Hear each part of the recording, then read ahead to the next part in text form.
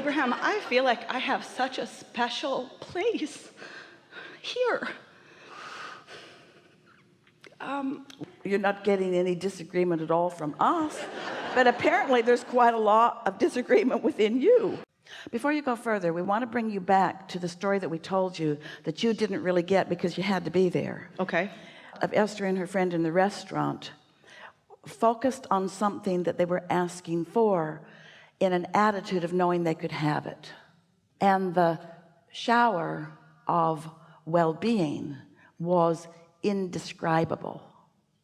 Indescribable. So what is it? It's focusing and allowing harmony with the asking.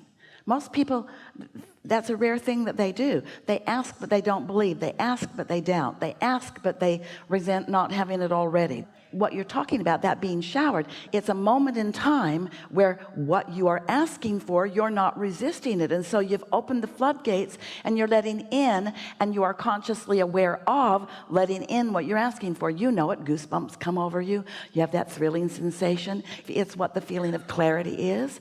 It's a crescendo. It's not something that happens in every single moment. In other words, harmony sometimes feels like satisfaction or ease. You described it very well. You didn't live it, but you described it very well about our friend who was at ease, not feeling anything except an interest in having a conversation. In fact, those were his opening words. Did you hear him? A relaxed and easy conversation.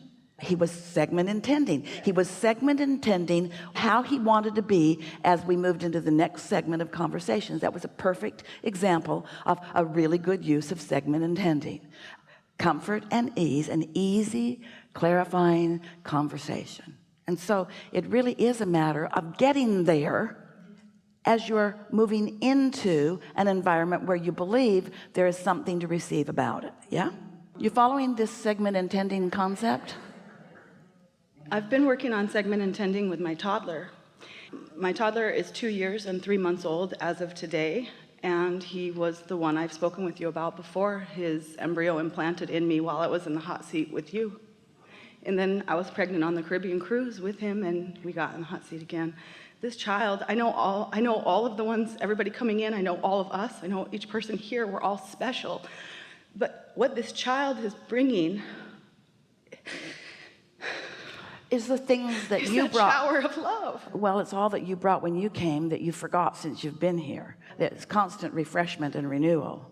Alignment does that. When we talk about alignment, we should call it the replenishing mode, because that's what it is. When you stop resistance, you allow the replenishing, which is always showering down on you.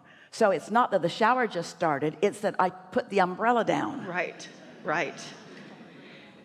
And so as I'm doing segment intending with him, he's very precocious. He wants to know what's happening. And so I've started to do some segment intending and letting him know, well, we're actually taking a trip to a new place and we're going to be in the car. This is the way that's going to be fun. And it's playing out quite well. And it feels like it's certainly more for me than for him. So that's the way Esther used to understand segment intending. This is the way we've described it. Jerry said, Abraham, what do you want us to know? Are there laws of the universe that we can actually acknowledge and perceive and understand? Jerry wanted it to be practical and understandable and teachable and duplicatable.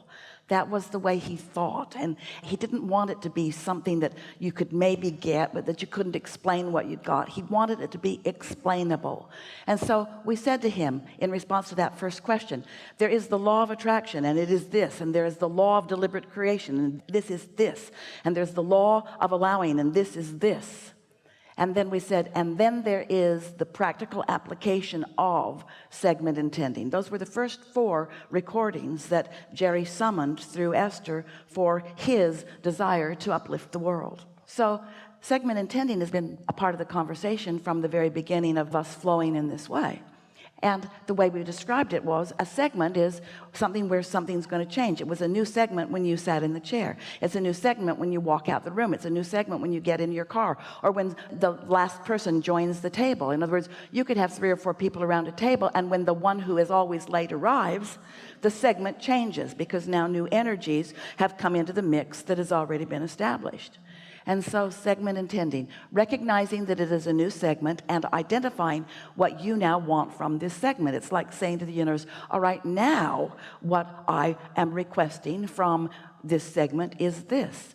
So Esther translated that and has been looking at it this way for a long time. And this is not different from what we were intending that she understand. It's just now come into a new place of clarity for her. She thought that that meant, all right, I'm going to get into my automobile, and when I do, I'm going to feel good, and I'm going to like being there, and I'm going to move through traffic easily, and I'm going to arrive at my destination safely, and when I get to my destination, it's a new segment and I'll start again. And so in Esther's visual interpretation of that, she just pictured the universe or her physical environment cooperating and acquiescing to her desire. And there's nothing wrong with that. That really is what is happening to you. But there's a subtle difference between that and what we are now saying, which is right now where I am, which is where all of my power is, I'm going to be a cooperative component to who I really am. And I'm going to find the vibration of well-being and appreciation and satisfaction and eagerness. I'm accomplishing it right now because it's easy to do right now. It's just me with my book and my powerful mind and my inner being. It's me coming home to me and being me, because Esther understands now the difference between the point of attraction that her source energy has with no resistance and the point of attraction that in her physical humanness she may have. When you're worried about something, you're a different attraction than when you are knowing that what you want is underway or already vibrationally accomplished. So then Esther began feeling like she was accomplishing the fullness of me, and then me moves forward into whatever, not changing the atmosphere around, but selectively sifting from it, because of her powerful point of attraction, what she wanted from it. So the cooperative components would naturally come to someone who feels like this. The ease and flow would naturally come to someone who feels like this. The ideas about when to get on and when to get off and where to get on and where to get off and what to do next and who to call. The combination of the thoughts that you might think and the experiences that you might have and the conversations that you might have are endless. The exponential possibility of the configuration of what's going on is endless, and only in your full alignment and connection can you know that. Your communication with source, your communication with others, your ease and flow in the world, in other words, everything is contingent upon what you're doing vibrationally. So as you're talking to your 2-year-old, we get it quite often. Parents say, Esther's daughter used to say it about her kids, I want to set them up for success. I want them to not be hungry when we go, and I want them to know what's coming so it's not shocking. I want them to not be afraid of what's coming. I want them to be prepared for it. It's like preparing your dog to go to the vet. Have you ever done that? When you put a dog in the car who's only ever in the car when it goes to the vet, when it gets in the car, it's not happy to get into that car. It knows where it's going. And so sometimes parents think that segment intending is getting their cooperative agreement about what's going to come, and you can't get a cooperative agreement out of somebody who's in a vibrationally different place. So segment intending is really about the lovely breakfast that you're having together, and the love that you're feeling for your child while you are having breakfast, and the calmness and certainty and connection that you are radiating around, and the compliments that you are naturally flowing to this child, your knowledge, your expectation that they're really going to have a wonderful segment, and your willingness to let it be whatever it be's. We didn't warn Esther that she was going to meet a rascal sitting on the front row. She might not have come out. If she had known what was coming, she might have said, wait a minute, I didn't sign up for that. And yet nothing bad ever happens. Well-being is the dominant thing in every segment, even though there are a lot of things that you might not have on your list that you want to experience. Not one of you thought you wanted an experience like that, and yet every one of you benefited from it, you see. So there are things that you're asking for that you don't even know that you're asking for, that when you are feeling good, then you let in what you're ready for. You let in the benefit of your experience, you see. And that is how it's been going. I've been... So your question is? My question is, when it comes to then normal, typical child development around the ages of 2 and 3 is when someone wants to be able to articulate, no, I don't want to do that, or I want to do something different. And so I'm wanting to follow your teachings for parenting and allow that openness. And I'm not trying to have I want to honor his choices, but sometimes it's a no. How do I merge these teachings with child development, with taking a stance? Here's the thing that is going wonky in your vibration, and it's all right. You're going to hear this easily. Rather than focusing upon the no that you're going to give him, you want to focus upon the yes that is active in you. You're saying yes to well-being and a harmony and to the unfolding. You're focused upon your point of attraction. And what happens with parents and children and teachers and children and spouses and partners is that a lot of people think that creating their life in the way they want it includes controlling other people. You were having quite a lot of trouble with that today. In other words, if you need to control someone, our thoughts and prayers are with you. What we're getting at is, if you think that your comfortable moment means you've got to control the behavior of others through your yeses or nos, what you want to do is control your own point of attraction through your steady yeses to what you want.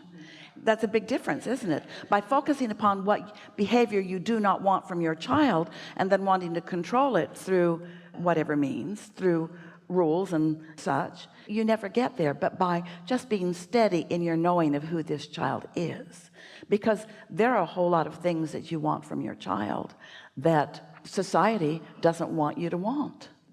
Society, as you socialize, what happens in socialization, we mean being together with others, that's all we mean by socializing, is that the more you don't understand your autonomy to create and attract to yourself the way you want to, the more you understand that and know it, then the less control you need of anyone else, because you know you've got control of your own vibrational frequency, and the law of attraction will work everything out just fine for you. But if you're sloppy in your thinking and you don't have control of your own vibration and you're having thoughts all over the place, then you're going to attract all kinds of experience that match all kinds of those thoughts. And that's what makes you believe that you need rules to keep the things away from you that you are attracting through your thought. Isn't that interesting? I need some laws and rules to prevent things from coming to me that I'm thinking about. I want to be the exception to the law of attraction. Law of attraction, I know you're steady, but I need some laws to protect me from myself. That's what you're actually saying. And so if you as a parent can think more about what you're doing, let this be your segment intending, not an assignment to the other, because at this point, at that early age of this little one's life, there's not enough resistance going on that you need to do any major training of anything, and words don't teach anyway. The more you use words to try to contour someone else's behavior, the more they smell a rat and give you the opposite of what you want. That was the best demonstration of that we've ever seen here today. In other words, she really knew that what she was doing was really not well received by all of you. And as you felt that way, then that's the way she walks through life, in protest. In protest. Oh, you don't want to see this in me? Well, here it is in spades.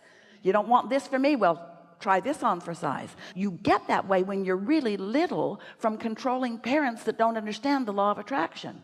You understand the law of attraction. You understand your own point of attraction. Your point of attraction, not your child's point of attraction, your point of attraction. And so in the same way that your inner being is wanting to call you as a cooperative component to everything that you've asked for, you could stand all tuned in, tapped in, turned on, wanting to call your child to be a cooperative component to all of the things that you know your child wants. But if you look at it in any other way, it goes wonky right away, because children, and the younger they are, the more this is true, they can smell a rat. and the rat that they are smelling is, you're trying to control me, and that's not your job. I remember I came in freedom and in autonomy to be and do and have as I want, and here you are, just because I eat your food and live under your roof, you think that you get to control everything about me. Well, you don't get to control everything about me.